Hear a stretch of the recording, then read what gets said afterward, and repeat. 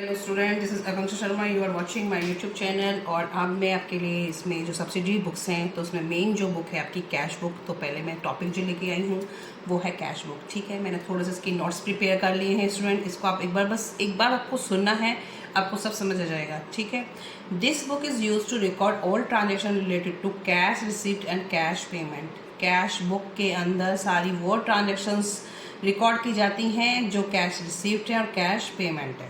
ठीक है, सारी ट्रांजेक्शन कैश से रिलेटेड की जाएंगी। कैश रिसीप्ट जहाँ से पैसा आया और कैश पेमेंट जहाँ पैसा दिया गया है। ठीक है, वो सब इसके अंदर रिकॉर्ड होंगी।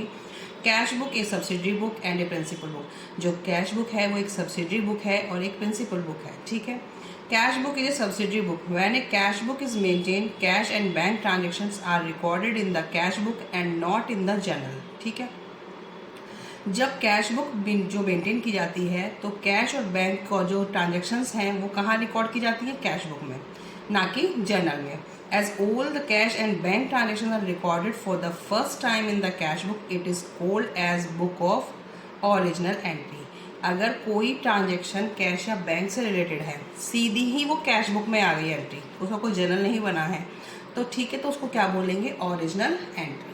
देखो लाइन भी इसी तरीके से लिखी है, as old cash and bank transaction are recorded the first time in the cash book. First time record हो रही है कैश बुक के अंदर, तो उसको क्या बोला जाएगा? Original entry.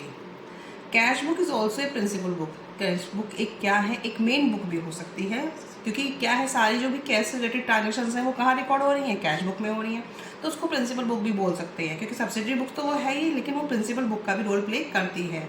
When a cash book is prepared, cash at bank account is not prepared in the ledger and cash balance is directly entered in the trial balance from the cash book. जब cash book बनाई जाती, prepare की जाती है, तो cash और bank account नहीं बनाए जाते हैं लेजर के अंदर। ठीक है, क्योंकि काम हमारा कैश बुक से चल जाएगा, सारी कैश ट्रांजेक्शन उसके अंदर रिकॉर्ड हो गई। And cash balance is directly entered in the trial balance. जो कैश का बैलेंस है वो डायरेक्टली एंटर्ड होगा कहाँ से? सीधे कैश बुक से। कैश बुक बनाई तो हमें कैश अकाउंट और बैंक अकाउंट बनाने की जरूरत नहीं है जब हम लेज़र प्रिपेयर करते हैं। ठीक है, तो हमने सीधी कैश बुक से जो अमाउंट आया वो ट्रायल बैलेंस में ट्रांसफ़र कर दिया। इसलिए कैश बुक क्या है? एक प्रिंसिपल बुक है। प्रिंसिपल बुक का मतलब ये है कि वो एक मेन बुक है। मेन बुक है, सब्सिडरी बुक तो है ही, लेकिन वो मेन बुक भी है। अगर हम कैश बुक बना रहे हैं तो हमें कैश अकाउंट और या बैंक अकाउंट बनाने की ज़रूरत नहीं है, क्योंकि हमारा काम कैश बुक से ही चल जाएगा। ठीक है, तो ये लाइन काफ़ी इंपॉर्टेंट है, कई बार ये MCQs में पूछा जाता है। Cash book is both a subsidiary book and a principal book. तो आपको हाँ यस कहना है कि हाँ ये दोनों ही है, सब्सिडरी बुक भी है और प्रिंसिपल बुक भी है। ठीक है, कैश बुक और कैश अकाउंट में क्या डिफरेंस होता है? It is a separate book maintain to record the cash transactions. ये एक सेपरेट बुक है जो मेंटेन करती है सारी कैश ट्रांजेक्शन्स को। Cash account, it is an account in the laser. ये लेज़र का एक अकाउंट है, जब लेज़र बनाते हैं ना उसका एक ही अकाउंट है, cash account. When cash book is maintain then there is no need to open a cash account. जब कैश बुक बनाई जाती है तो कोई ज़रूरत नहीं होती कि हम कैश अकाउंट भी प्रिपेयर करें।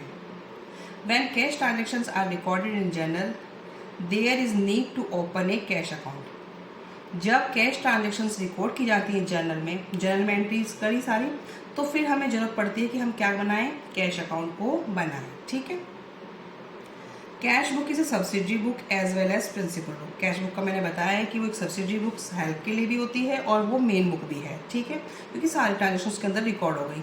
Cash account is a principal. Cash account एक प्रिंसिपल, वो मेन ही अकाउंट है जो कैश अकाउंट है, क्योंकि सारी जो कैश की ट्रांजेक्शन्स हैं वो उसके अंदर ही हैं। ठीक है, जो कैश अकाउंट है उसके अंदर सीधी कैश, जो भी आपने कैश से रिलेटेड ट्रांजेक्शन्स की, वो वहाँ पर ट्रांसफ़र कर दी। आ गई बात समझ में? ये वाला पॉइंट भी आपको समझ आया कि when cash transactions are recorded in journal. जब सारी कैश ट्रांजेक्शंस को आप एंट्री जर्नल में पास करते हैं तो हमें ज़रूरत पड़ जाती है किसकी? कैश अकाउंट को खोलने की। ठीक है, क्योंकि जो भी हमने गुड्स परचेज करी ऑन कैश या गुड्स सोल्ड करी ऑन कैश, तो हम उसके लिए पहले एंट्री पास कर रहे हैं, फिर वहाँ से जो अकाउंट प्रिपेयर करेंगे वो बनेगा हमारा कैश अकाउंट। ठीक है, लेकिन जब हम कैश बुक बना लेते हैं तो हमें कैश अकाउंट की ज़रूरत नहीं होती। तो ये डिफरेंस काफ़ी अच्छा है, आप इसको समझ लें। अब है kinds of cash book. Student, kinds of cash book means cash book आपकी कितने टाइप की होती है। ठीक है, तो अभी आपकी एक तो सिंगल कॉलम है और 2 कॉलम है, या फिर डबल कॉलम बोलते हैं। पहले 3 कॉलम भी थी, वो कोर्स से कट हो चुकी है। उसके अंदर हम डिस्काउंट अलाउड, डिस्काउंट रिसीव का कॉलम बनाते थे, लेकिन हमें जो भी कोर्स में हमें वही देखना है। सिंपल कैश बुक और single column cash book, double column और 2 कॉलम कैश बुक, 2 टाइप्स की आपकी क्या है, कैश बुक है। ठीक है, सिंगल कॉलम, सिंगल या सिंपल कॉलम, तो इसको हम, जो कि नाम से हमें पता चल रहा है कि सिंगल कॉलम है, तो it is used for recording cash transaction only. It has one amount column on each side for recording cash received and cash payment. It is use for recording cash transaction only. ये cash transaction के लिए तो होती ही है, आपको cash book का पता है, लेकिन इसके अंदर क्या होता है, जब हम कॉलम बनाते हैं तो एक ही कॉलम बनेगा कैश कॉलम। ठीक है, जो कैश का दोनों ही साइड जो बनाते हैं, अब वो फॉर्मेट मैं आपको बताऊंगी। ये सिंगल कॉलम कैश बुक का फॉर्मेट है।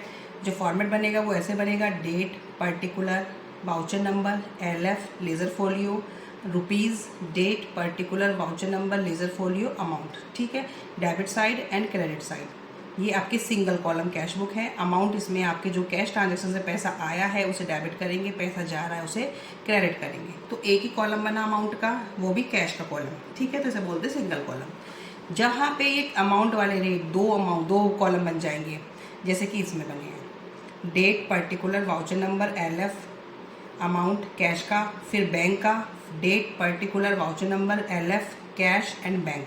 कैश और बैंक दोनों ट्रांजैक्शंस के दोनों अकाउंट बने हैं, देखो ये आपके बने ना, तो ये आपकी क्या हो जाती है, डबल कॉलम या 2 कॉलम कैश बुक। ठीक है, जहाँ सिंगल एक ही बनेगा वो सिंगल कॉलम या सिंपल बोलेंगे, डबल बनेंगे या 2 कॉलम या डबल कॉलम बोल देंगे। ठीक है, डबल कॉलम को बता देती हूँ। It is use for recording cash and bank transactions.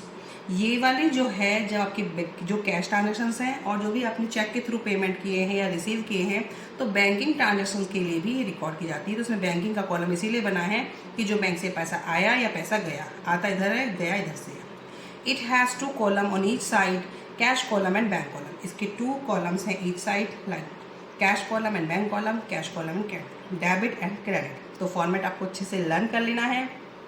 अब आपको पता होना चाहिए what's come in debit, what goes out credit. तो कैश अब आपका आ रहा है, तो ये क्या है, आपकी रिसीप्ट साइड है।